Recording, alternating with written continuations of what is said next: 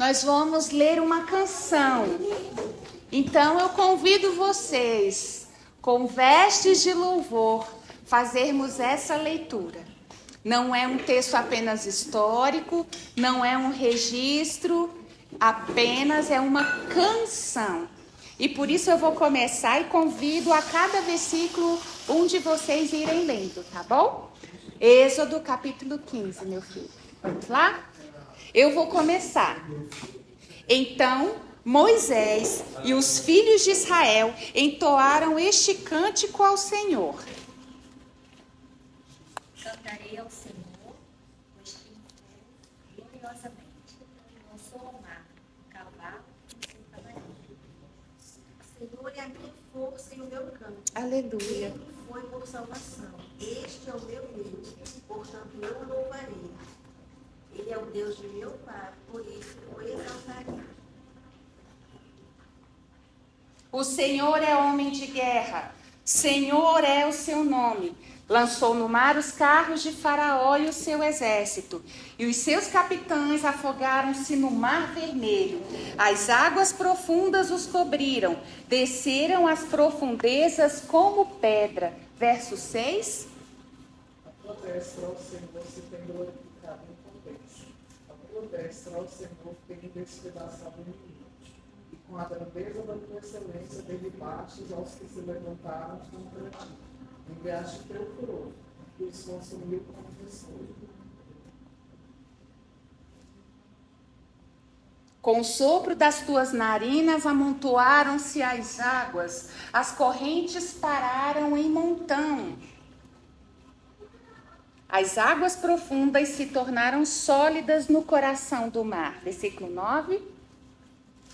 Inimigos perseguirei, alcançarei, rebatirei todas as coisas, fartar-se-á a minha alma deles, arrancarei a minha espada, a minha mão os destruirá.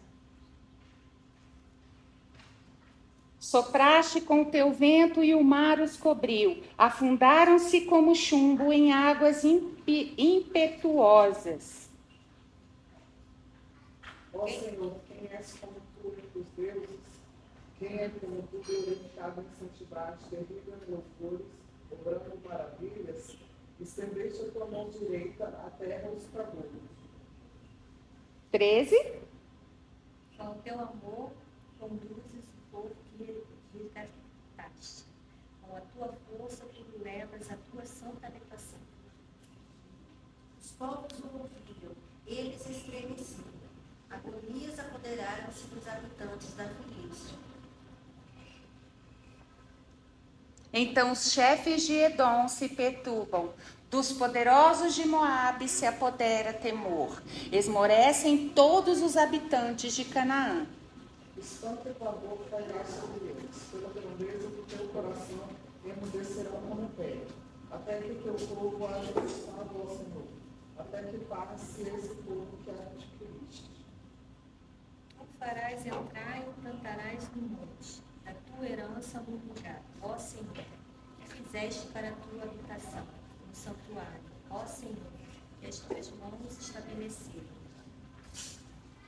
O Senhor reinará por todo sempre, porque os cavalos de Faraó com seus carros de guerra e com seus cavaleiros entraram no mar.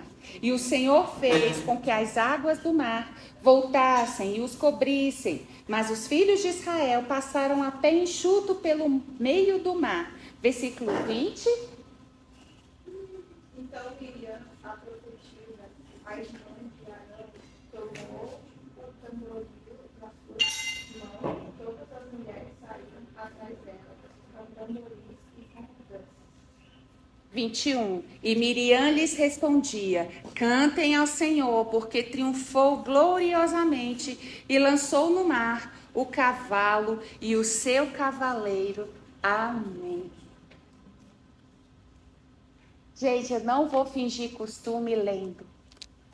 Um povo maltrapilho, desnutrido, machucado, exaurido da escravidão, passando com uma grandiosidade por essa experiência, como nós lemos na palavra.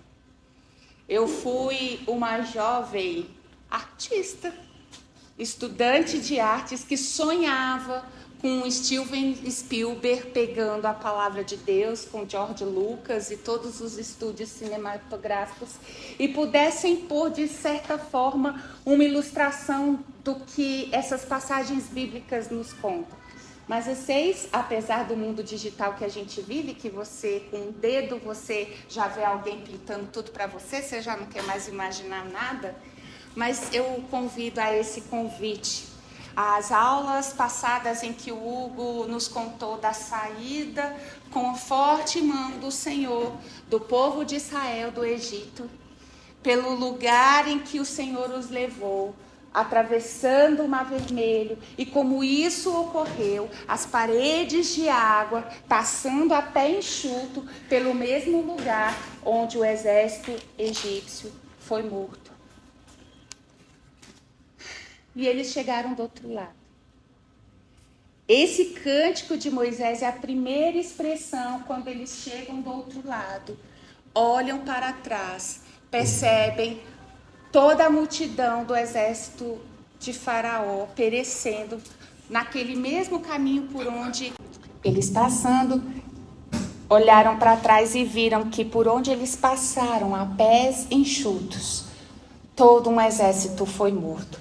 O Hugo falou algo que muito me tocou. Aquelas águas pelas quais o povo de Israel, agora a família e descendência de Abraão, de Isaac e Jacó, crescida, numerosa, se tornou um povo que Deus escolheu para se relacionar. E isso começou com a sua libertação para adorá-lo. Chegou o momento de adorá-lo, de louvá-lo e de adorá-lo. E é sobre isso que nós vamos falar essa manhã. Pois com mão forte o Senhor os tirou do Egito. Em outras passagens, pois com a mão forte o Senhor os tirou da casa de servidão. E eu convido vocês a algumas retrospectivas sobre o que tem a ver com essa saída deles do Egito. Só um minuto.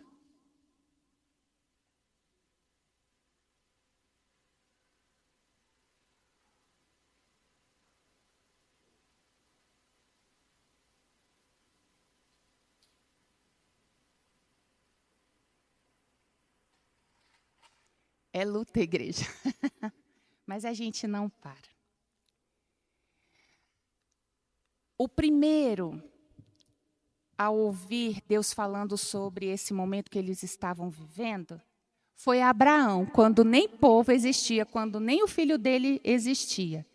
Ele disse: a sua descendência vai ser numerosa. E ele ainda, o Senhor, falou para Abraão: vai crescer, vai descer ao Egito e lá será escravo por 400 anos. Lembra, Sheila? A gente tem esse texto muito claro. Um tempo depois veio Isaac, veio Esaú e Jacó, de Jacó veio José, José vai ao Egito, nós conhecemos a história, depois leva a sua família para lá, dentro daquela circunstância toda de fome. E as últimas palavras de José no livro do Gênesis é falando: o Senhor virá os visitar aqui. É lindo, porque sempre o primeiro movimento é de Deus em nossa direção. É de Deus em direção ao seu povo. O Senhor os visitará aqui e vocês retornarão para o lugar que Ele nos prometeu. E Ele falou mais o quê? E quando vocês forem, levem os meus ossos, porque lá é o meu lugar. E é muito lindo que a gente vê no capítulo 13, no versículo 19, você pode checar na sua Bíblia, que na hora que pega, todo mundo vestido, cingiu os lombos, cajado na mão, comeu a Páscoa e à noite saem, escapam, fogem do Egito, no meio da matula toda, do ouro e da prata que ganharam de seus vizinhos, fora os egípcios que se juntaram a eles, está lá a urnazinha levando os ossos de José. Êxodo 13, versículo 19. A gente dá um salto no tempo em Josué, capítulo 24, versos 32, depois que eles entram na terra, comandados por Josué, que há a divisão, a separação das tribos por território. Eles pegam os ossos de José e sepultam onde? Lá na terra que o pai dele, Jacó, comprou em Siquém. É muito lindo a gente ver todas essas conexões e o cumprimento da palavra e mais, como o Hugo bem nos lembrou, o peso do simbolismo que tem para nós. Eu citei agora, foi Josué, capítulo 24, versículo 32. E para fechar esse raciocínio, quem pode ler Hebreus, capítulo 11, versículo 22? Enquanto alguém procura Hebreus 11, 22, pelo nosso tempo hoje que está bem corrido, eu vou pedir ajuda já para vocês prepararem mais esses textos. Quem abrir em Hebreus 11 vai ler depois alguns outros versículos para nós. E também eu vou precisar em Êxodo que deixem separados. Êxodo 3, 18. Êxodo 5, 1. Êxodo 6, versículo 6. Êxodo capítulo 9. Não, perdão. Êxodo capítulo 10, versículo 9. Mateus capítulo 22, a partir do versículo 36. E João, evangelho escrito pelo apóstolo João, capítulo 15, versículos 16 e 17. Hebreus 11, 22, podem ler.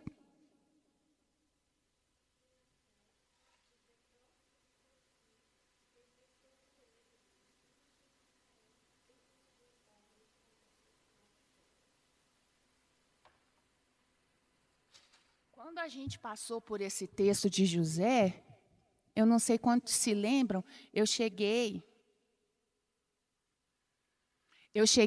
a mencionar que José, ele estava fazendo o êxodo ao contrário, né? Ele veio de Canaã para o Egito. E ele volta ao Egito apenas para sepultar o pai e retorna ao Egito. Mas aquela viagem que ele faz, já restaurado com seus irmãos, com seu povo, para sepultar Jacó, e vai até uma grande comitiva egípcia para isso, ele faz o caminho reto.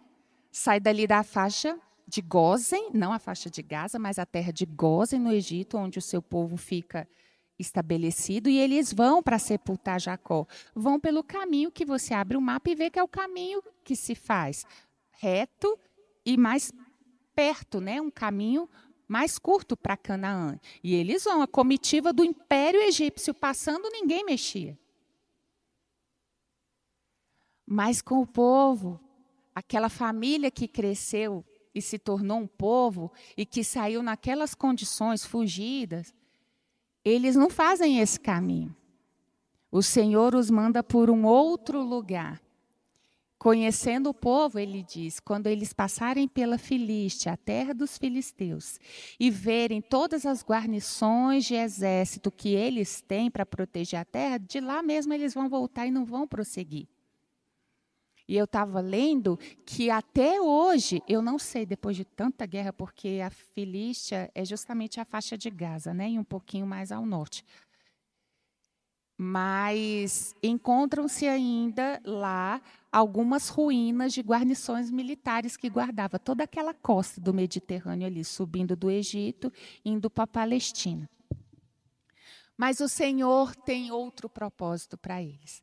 O primeiro seria dar a volta para não passar pela Filístia. E depois a gente vê que aquilo que seria uma viagem se tornou uma peregrinação de 40 anos.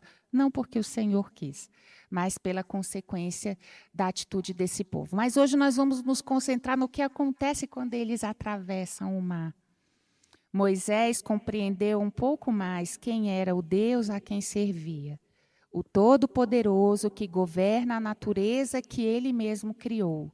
O Deus glorioso, santo e zeloso, atenção, que não admite que nenhum outro Deus seja adorado e que nenhum outro leve a glória que pertence somente a Ele.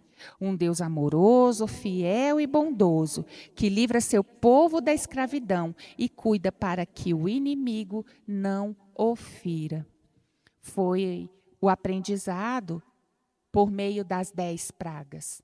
Nós vimos, e eu não canso de repetir, porque esse material está no grupo da igreja, e eu vou repostar para quem não viu, possa ter acesso, que foi a aula da missionária Nil aqui na nossa Bethesda, sobre as características de cada uma das pragas. Não foi assim, Papai do Céu acordou querendo brincar de malvadeza. Não. Para cada uma das pragas que veio como juízo àquela terra idólatra, que já tinha um lastro de pecado, de idolatria. Enquanto Deus liberta o seu povo da escravidão ali, ele também exerce o juízo sobre aquela terra. A cada praga era um deus egípcio que era desqualificado, que era quebrado, e que Deus restaurava o entendimento de que a glória é apenas para ele, que a glória dele ele não divide, ele é o Deus verdadeiro, ele é o único Deus. Então, depois desses grandes milagres, depois das pragas, depois da Páscoa, da mortandade, do anjo da morte passando, os seus primogênitos sendo poupados, a fuga espetacular daquele povo numeroso, com criança, com idosos, com mulheres, com rebanhos, indo à frente de um exército que vinha com carros e seus cavaleiros ali, fungando no cangote para pegá-los. Aí eles começam a experimentar como povo o sobrenatural mais uma vez. Uma nuvem que se colocava, a princípio, acima deles para os proteger do sol causticante do deserto. Aquela nuvem passa para trás deles, para os guardar entre o exército egípcio e eles tinham aquela nuvem que tomava e turvava a visão do exército, que assim não conseguia vê-los. E aí surge a coluna de fogo que os guiaria durante a noite e que foi os levando até o mar. E aí, mais uma vez, a gente traz esse significado simbólico. Quando, mais uma vez, mesmo depois de experimentar o socorro e a provisão de Deus, a gente se vê numa situação sem saída. Atrás vinha o exército e na frente um mar. E aquele monte de gente que provavelmente nem nadar sabia, vivia no meio da areia, da terra, no Egito, na lama. E nós vimos na aula passada. O Senhor manda que Moisés coloque o cajado no mar. E sempre é assim, não é com uma trilha sonora bonitinha, não. Esses feitos do Senhor por meio de Moisés é com muita encheção no ouvido dele. Você nos trouxe aqui para morrer, Moisés.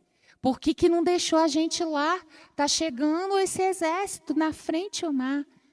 E aí as águas se levantam. Eu não sei, gente, a profundidade do Mar Vermelho. Talvez nos primeiros passos, uma parede baixa, e conforme vai se adentrando ao mar, vai subindo, subindo, subindo, e mais até do que o pé direito deste galpão, aquela parede de água. E eles passaram em terra firme. Provavelmente ainda catatônicos, param do outro lado do mar, vislumbram o que está acontecendo com o exército. Não tem palavras para descrever. E o Espírito Santo de Deus, eu creio, toma a vida de Moisés, que começa a erguer um cântico. E diz a palavra que todos cantaram com ele. Isso é algo muito propício da cultura judaica. Eles tudo cantando. Bendizemos ao Senhor pelo pão. Bendizemos ao Senhor que restaurou a nossa alma. E acordamos. É o bom dia. Tudo é assim. Porque você vê que do nada não deu tempo de ensaiar. Não deu tempo de Miriam reunir as mulheres para ensaiar a coreografia. Eram cânticos e começavam a entoar cânticos. E Moisés começou a entoar. E todo o povo com ele entoava um cântico que falava na primeira pessoa. Cantarei Vamos às aulas de gramática. Que conjugação é essa do verbo cantar? Eu cantarei. Eu cantarei. O povo começou junto com Moisés como um professor que ensinou o povo. O povo começou a aprender o que era ser povo desse Deus e a louvá-lo e a adorá-lo. Louvar a Deus pelos seus feitos e adorá-lo por quem Ele é, a sua glória, a sua bondade, o seu poder, a sua santidade. Como nós vamos cantar hoje aqui na igreja, o que Cristo oferece, Ele é. Nós cantamos de quem Deus é, antes do que Ele faz por nós. Um Deus que nos chama para louvá-lo. Moisés ensina o povo de Deus a louvar a esse Deus. Os seus antepassados, Abraão, Isaac, Jacó, José, louvaram Deus porque se relacionaram com Ele. Esse povo ainda não tinha se relacionado. E esse povo, como povo, ergue a voz, mas cada um, na sua individualidade, é ensinado a declarar: cantarei ao Senhor, porque triunfou gloriosamente, lançou no mar o cavalo e o seu cavaleiro. O Senhor não é apenas a força do seu povo, o Senhor, versículo 2, é a minha força. E a cada palavra deste cântico, o povo vai aprendendo a declarar a grandeza desse Deus, louvá-lo, engrandecê-lo, agradecê-lo por todos os seus feitos e, compreendendo quem Ele é, o adorar. Nós precisamos ensinar os outros a louvar e a adorar o nosso Deus. E esse ensino vem primeiramente com a nossa vida. A um coração quebrantado e contrito, o Senhor não desprezará. Mas um coração cheio de gratidão aquece o coração do nosso Deus. A ingratidão, ela fere, não apenas a nós. A gente fica muito ferido quando a gente é alvo de ingratidão. E o nosso Deus se alegra quando reconhecemos nele quem ele é e também o louvamos pelas obras de suas mãos.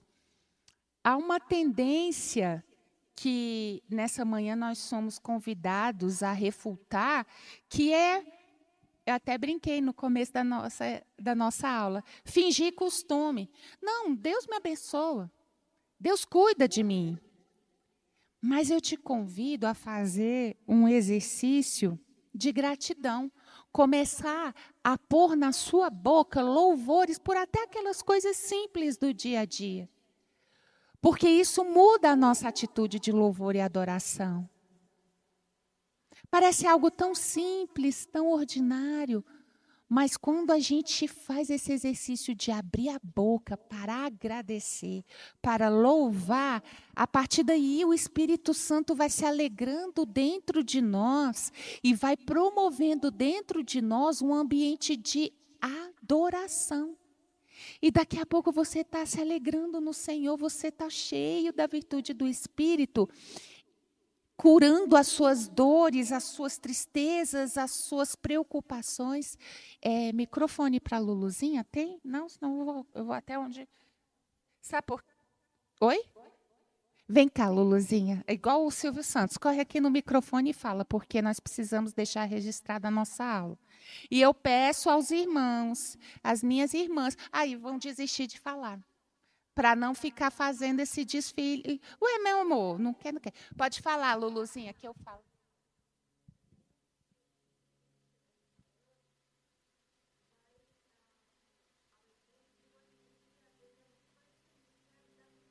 Com certeza, essa é a instantânea.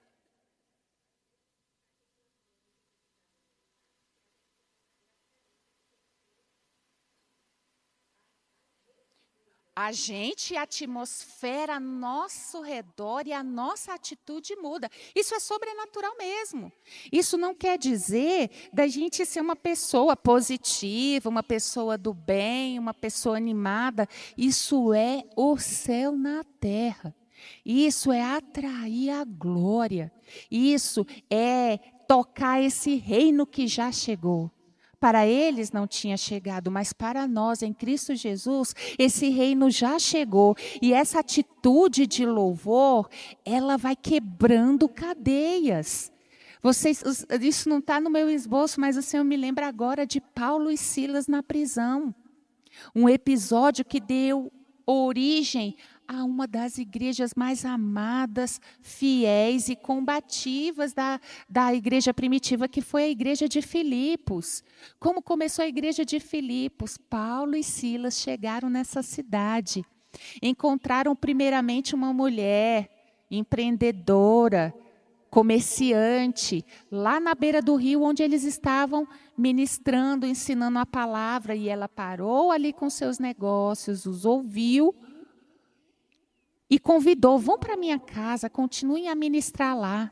Mas antes de ir para a casa de Lídia, eles foram falar na praça. Aí foi tiro, terror e bomba.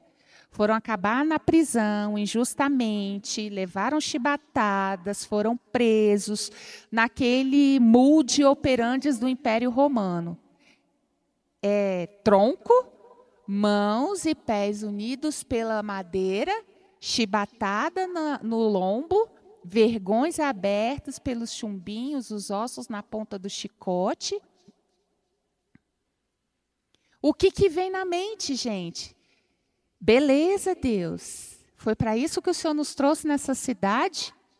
Não bastasse sermos presos, apanhar, vergões, imagino já dando febre, o corpo massacrado. Mas diz a palavra que perto da meia-noite, Paulo e Silas começaram a adorar a Deus em louvores. E as estruturas daquele lugar foram abaladas.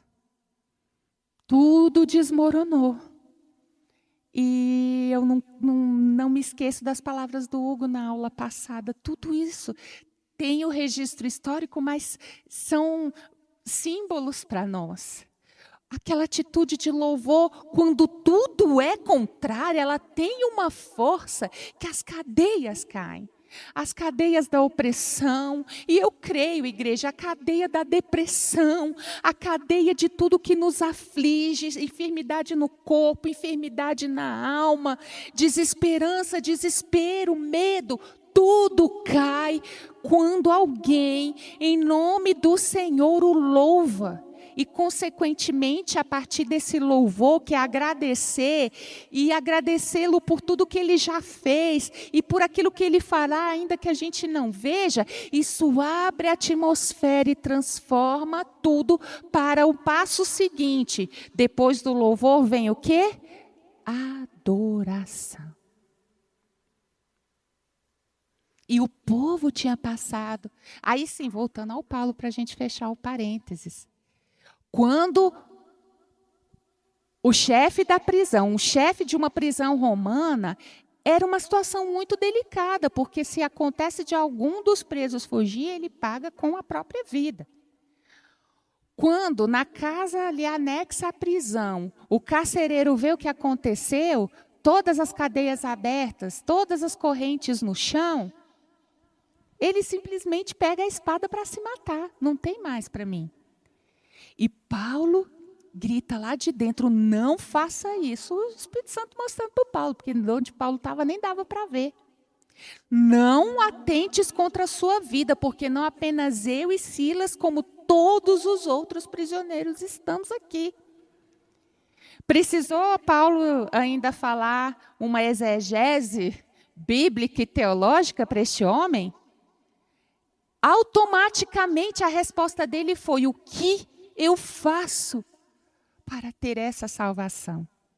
E ali ele tirou Paulo e Silas daquela situação, levou para dentro de casa, lavou-lhes as feridas, tratou deles, os alimentou. Eles ministraram a palavra para aquele carcereiro e sua casa.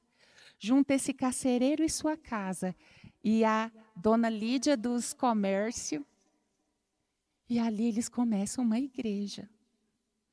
Que no memezinho que a liderança mandou essa semana, né? Na hora que abre a carta de Paulo para Filipos, né? Oh, vocês são a minha alegria. Uma igreja que sustentava o ministério, que ajudava, que socorria.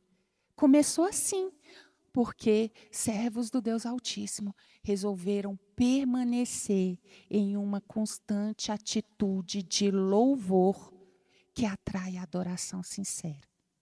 E foi isso que Moisés fez como um professor. Ensinou o povo o que a gente faz. Na hora da angústia a gente louva. E na hora da alegria a gente louva mais ainda. E aí bem entrou Miriam com seus tamborins e o povo atrás, as mulheres dançando com ela. Uma festa no arraial.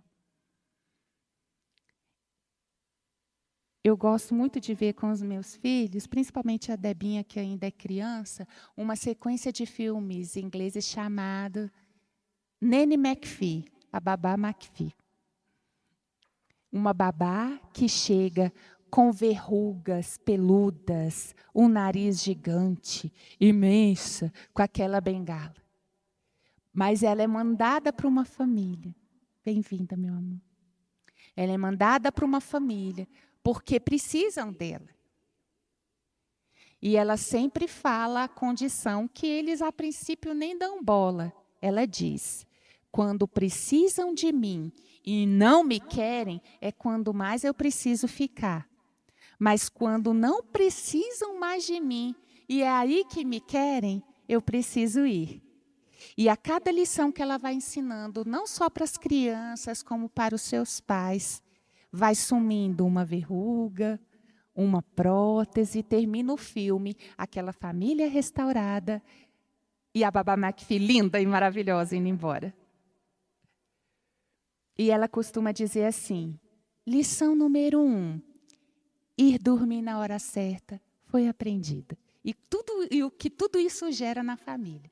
A lição número 2, tananana, foi aprendida. E aqui eu digo para vocês em relação ao povo de Israel. Lição número 1, crer, foi aprendida. A gente pode voltar o texto, um versículo. Como é que termina o capítulo 14, versículo 31? Alguém pode abrir e ler bem alto?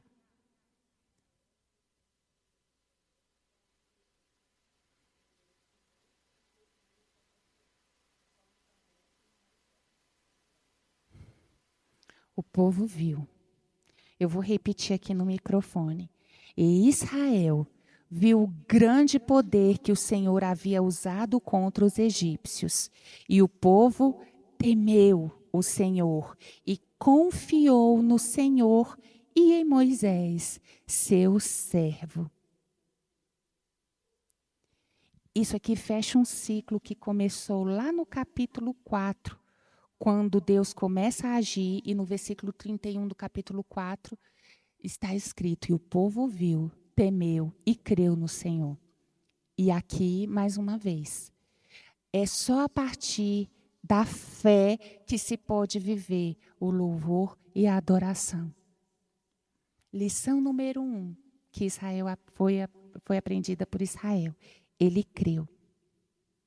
Para depois, a lição 2, nesse capítulo que a gente leu o cântico, louvar e adorar. Hebreus 11, 6. Quem foi que ficou com Hebreus 11, 6? Lembra que eu dei um monte de versículo para vocês?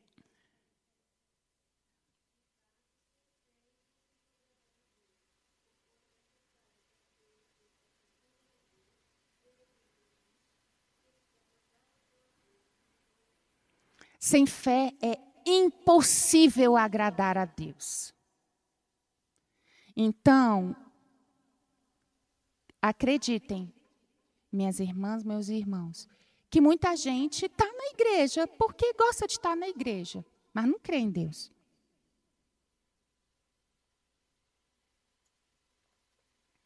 Estar na igreja acompanhando um culto não é ter fé. A fé, ela é uma resposta unicamente pessoal a Deus. A confiança em sua palavra. Crer no Senhor, para depois se aproximar dele em louvor e adoração. A gente se achega e tem essa resposta à fé do nosso coração enquanto louvamos e o adoramos. E aí, a partir deste versículo, o autor aos Hebreus começa a enumerar aquela galeria da fé, que nós lemos mais para frente, José. E vamos ler outros textos nessa galeria da fé ainda hoje. E como se deu essa atitude de louvor? Um povo maltrapilho, sofrido, maravilhado, mas também assustado, tudo ao mesmo tempo, enquanto é liberto. Somos nós. Surrados, maltratados pelas nossas dores, pelas nossas tentações, pelas nossas angústias, pelas nossas perdas. Mas mesmo no meio das perdas, do sofrimento, das dores, vendo um Deus de maravilhas vindo ao nosso socorro. Lembrem-se das palavras de José: o Senhor visitará vocês. A gente recorda isso em Êxodo 3:18. Quem lê?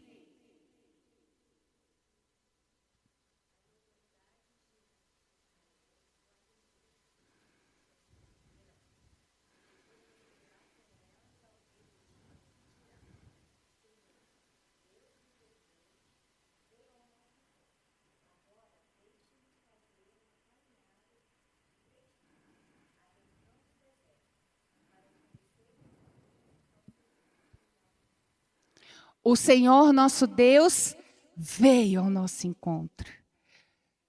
Evangelho escrito por João, capítulo 15, versículos 16 e 17. Quem abriu?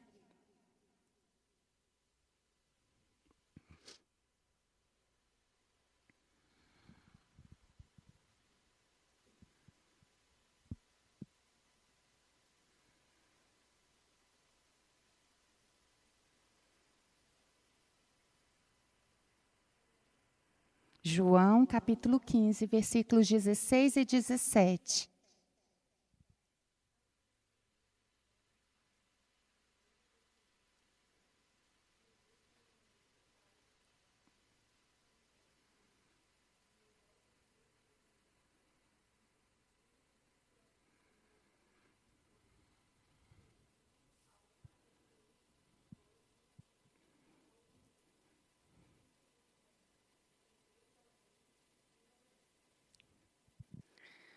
A Júlia ainda mexe no meu coração que ela lê a ARC, Almeida Revista e Corrigida, que aí o coração aqui treme. Vocês estão vendo um Deus que vai ao encontro do seu povo lá no Êxodo, encarnado e manifesto a nós o seu caráter por seu Filho Jesus, que diz: não foram vocês que me escolheram, eu escolhi vocês. Vocês entendem a conexão? O Deus que vem ao nosso encontro e começa desde o Gênesis, mesmo o homem pecando, mesmo o pecado contaminando toda a criação. O movimento é de Deus em busca do homem.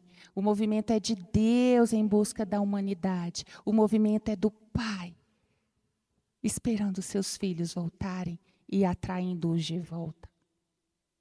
Tudo é a sequência desse amor de Deus que vai sendo alinhavado no decorrer da história.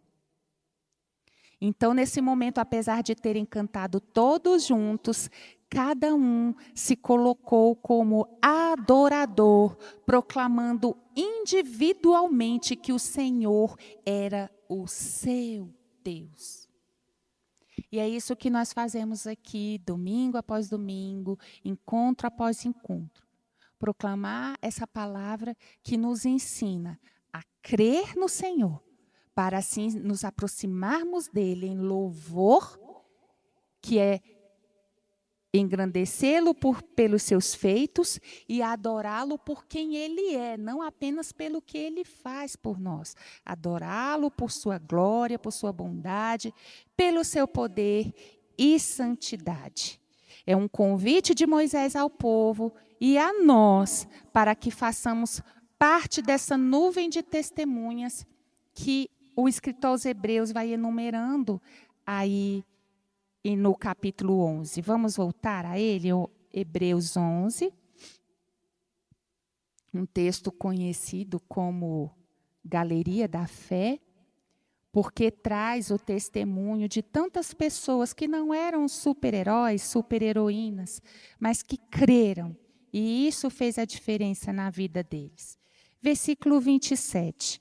Pela fé, Moisés abandonou o Egito, não ficando amedrontado com a ira do rei, pois permaneceu firme como quem vê aquele que é invisível. Eu prefiro 1.000.000.000 de vezes a versão do texto da Bíblia da Júlia. Lê, Júlia, por favor. Foi esse que eu acabei de ler, foi o 27.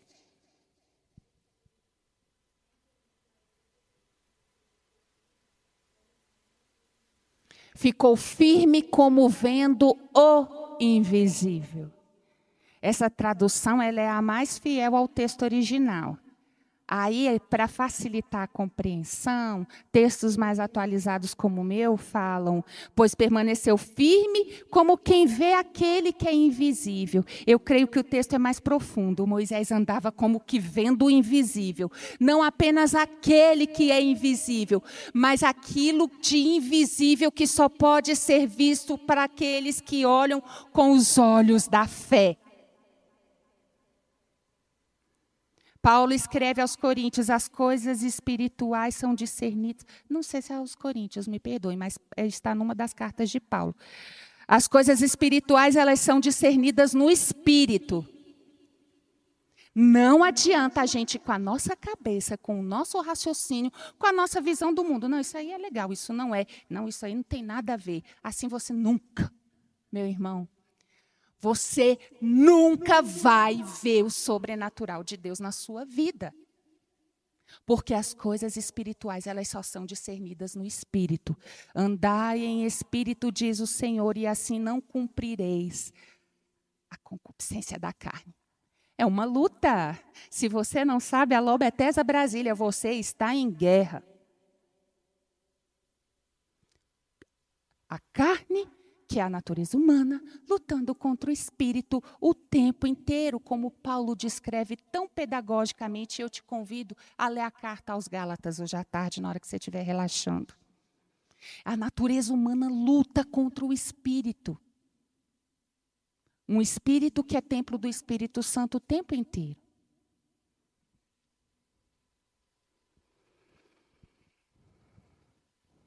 Pela fé, Moisés abandonou o Egito, não ficando amedrontado com a ira do rei, pois permaneceu firme como quem vê aquele que é invisível. Pela fé, celebrou a Páscoa e o derramamento do sangue, para que o exterminador não tocasse nos primogênitos dos israelitas. Pela fé, os israelitas atravessaram o Mar Vermelho como por terra seca. Quando os egípcios tentaram fazer o mesmo, foram engolidos pelo mar. Como o Hugo falou na aula passada, que a água que para o povo foi batismo, na caminhada com Deus a partir de então, eles passaram pelo batismo do mar, e Paulo vai escrever isso aos Coríntios. Coisa linda essa leitura. Para os egípcios, aquelas águas foram águas de morte. E vai ser assim, queridos, não é porque Deus tem filho favorito, não. É porque Ele nos permitiu escolher. Josué vai falar isso tanto para esse povo. Josué vai ser aquele que ocupará o lugar de Moisés na liderança do povo.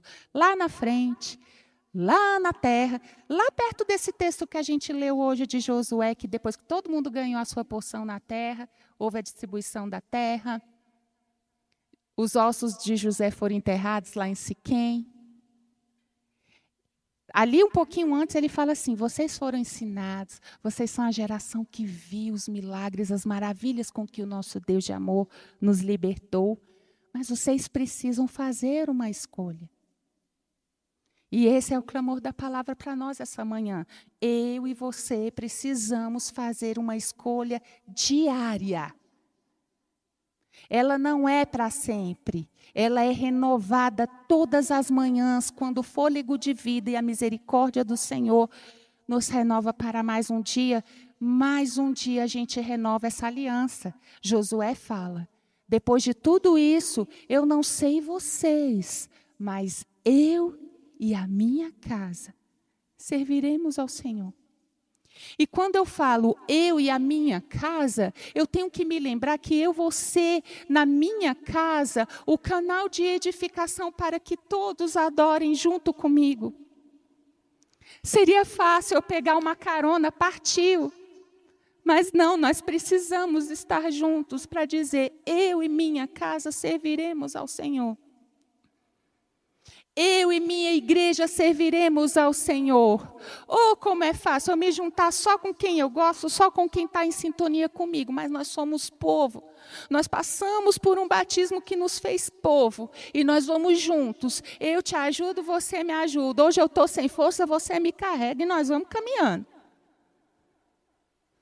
Isso diz respeito sobre a identidade desse Deus marcada em nós. E nós já vamos terminar.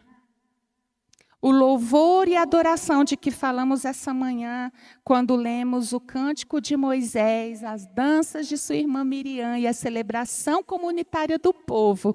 Pela primeira vez na história da narrativa bíblica, a gente vê a descendência de Abraão constituído um povo. E a primeira vez que este povo se reúne para louvar e adorar a Deus.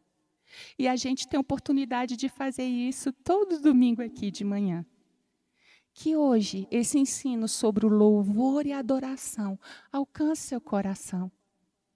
Encontre no seu coração, e quando o Hugo dedilhar aqui as cordas do instrumento e convidar a igreja a adorar, Escola Bíblica Dominical tome o seu lugar. E ensine os seus irmãos a louvar e a adorar.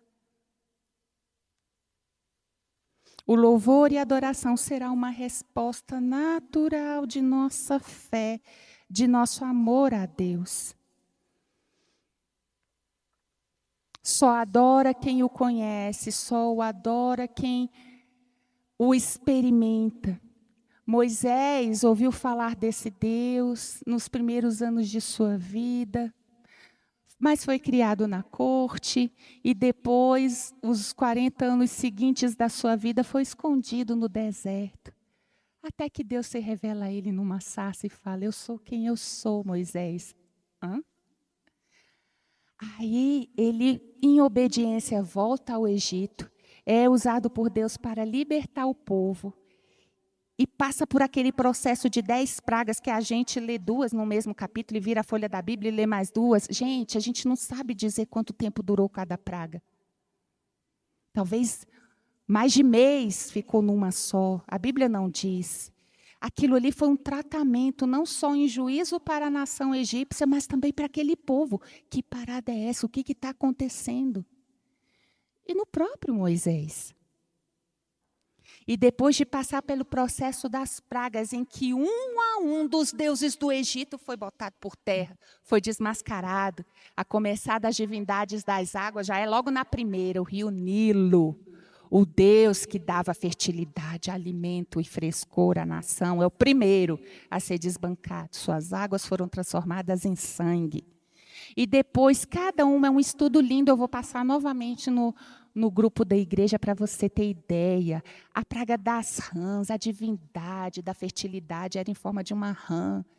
E aí você vai entendendo o ensinamento de Deus por meio de cada praga. E falando, tudo isso que vocês acham que é Deus, isso é uma mentira.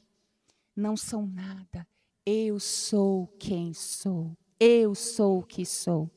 E essa palavra começa a se tornar concreta para Moisés. E quando ele começa a falar com Deus, ouvir a voz de Deus, ver Deus agir, aquelas obras maravilhosas que o levam a louvá-lo, passando o mar vermelho, aquele louvor passa um outro patamar, vira adoração. E uma adoração não apenas de Moisés, mas que se multiplica no povo, que se multiplica em nós como igreja, como adoração comunitária. É um Deus que está se revelando. Eu sou o que sou. E nos próximos capítulos e nas próximas aulas, se assim o Senhor nos permitir, nós vamos ver um Deus ensinando a um povo a ser povo. Nós vamos ver um Deus que traz leis e que, infelizmente, o povo que não recebeu Jesus como o Messias prometido, ficou parado no tempo lá nessas leis. Leis que existiram por um tempo para ser o que Paulo chama de babá. Na carta aos Gálatas, ele usa um termo pedagogos, como pedagogos, que é o termo da pedagogia. A lei era para ensinar, para proteger. Não vai tocar na sua mulher que está no período menstrual. É que ela é impura? Não, é que ela precisa descansar. Isso a gente entende agora. Até nessa preocupação. Gente, era só o povo de Deus que tinha disso. Povo chucro, escravo. Quando o homem queria chegar para ter alguma intimidade com a mulher, ele queria lá saber em que período no mês que ela estava, o que estava acontecendo. Aí Deus começa a tratá-los como povo. Eu vou ensinar você. A mulher precisa de um tempo. Se você não tem o Espírito Santo, se você está lá fora e olha para a Bíblia, é um livro machista. É um livro que maltrata as mulheres, que segrega as mulheres. Vocês entendem o que o Espírito Santo traz para nós de revelação? Mas quando Jesus vem e não conseguem compreender que o Filho de Deus está entre eles, porque estão presos ali na miudez da lei, Jesus traz um ensino que tem a ver com o louvor e a adoração. A gente só louva, lembra da lição número 1 da Baba McPhee? Se eu criar. A partir do momento que eu creio, eu conheço esse Deus, eu o louvo por suas obras e eu o adoro pelo que Ele é. Eu o adoro pelo que Ele é, eu não o adoro pelo que Ele faz. Haja o que houver, sempre será Deus. E a coragem para continuar a cantar? Se Deus fizer, Ele é Deus. Se não fizer, Ele é Deus. Se a porta abrir, Ele é Deus. Mas se fechar, continua sendo Deus. Se a doença vier, Ele é Deus. Se curado for, Ele é Deus. Mas se eu não for, Ele é Deus e Ele continua sendo Deus. Isso é louvor e adoração, igreja. E a gente só louva e adora quem a gente conhece. Por isso o convite é: venham, experimentem esse Deus. Moisés, quando ele experimentou quem era esse Deus, ele não podia fazer outra coisa senão louvá-lo e adorá-lo. E com isso, trazer o povo para fazer isso com ele. Como Luluzinha nos falou essa manhã, pena que não pôde ficar registrado na gravação. Qual que é a nossa reação espontânea? Lembram-se da luta da carne contra o espírito? Aconteceu a adversidade, mas nem pensou, já saiu a murmuração. Mas é o Espírito que nos leva, mesmo com gemidos inexprimíveis, a adorá-lo quando dói tudo, até o cabelo. Nos leva a louvar e a adorar. O louvor, a adoração, ela só pode ser executada na atmosfera e na dimensão do Espírito daquele que crê no Deus vivo. Cantar, todo mundo pode cantar. Tem gente que ganha dinheiro cantando muito mais bonito que eu. Mas o louvor e a adoração diz respeito a quem experimenta e conhece o Deus vivo. E assim, Jesus, ele resume esse ensino. Mateus, capítulo 22, um pouco mais à frente do que nossa igreja tem estudado nos nossos cultos. Em Mateus, no capítulo 22, o Senhor arremata esse ensino. Versículo 36. Alguém pergunta, naquelas cansativas pendengas de Jesus, com fariseu, com saduceu, com parente que não crê, com colega ateu, pois é. Mestre, qual é o grande mandamento da lei? Jesus respondeu, ame o Senhor seu Deus de todo o seu coração, de toda a sua alma e de todo o seu entendimento. Isso é necessário para tudo. Igreja, vamos ser igreja. Olha para trás quem está na frente. Constrange mesmo, olha lá, alguém vai aprendendo, é assim que se faz, meu filho, viu? Viu, João Moreno? É assim que faz, quando a gente viu? Ouviu? Viu lá, o João Gabriel, olha aí, ó, aprende com o tio Paulinho. Eita, que lugar lindo que vocês escolheram para celebrar. Não é porque o nosso balcão é super trend, não é porque o Senhor está aqui.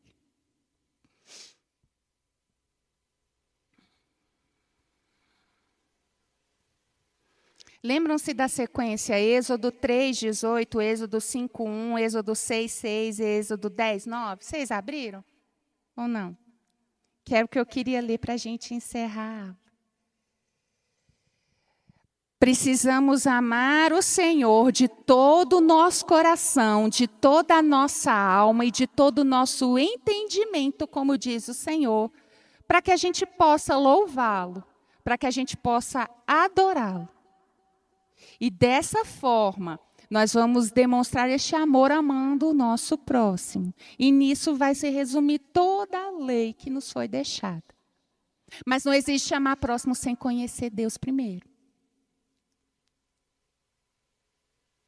Porque você só vai amar aquele que você quer. Você não vai amar como Deus quer que nós amemos, como Ele nos amou. A gente vai amar quem a gente concorda politicamente, socialmente, historicamente, paladar. Jesus falou, querido, se você só cumprimenta quem te cumprimenta, não precisa de mim para fazer isso, para viver isso. O amor de Deus, ele começa quando o Espírito Santo acaba com as nossas estruturas. Porque a gente o louva pelos seus feitos. Aí vai cair em tudo quanto é cadeia que nos prende. Aí a gente consegue adorá-lo pelo que ele é.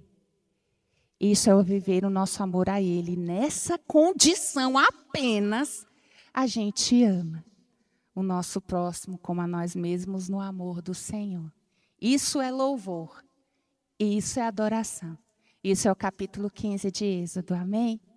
Vamos orar. Amado Deus e Pai, nós te bendizemos por tua bondade, o teu amor, a tua misericórdia, que nos alcançou, nos abraça, nos ensina. E te pedimos que o teu Espírito Santo continue a falar conosco, a ministrar aos nossos corações. E com a nossa vida, possamos em todo tempo te louvar e te adorar. Em nome de Jesus oramos. Amém.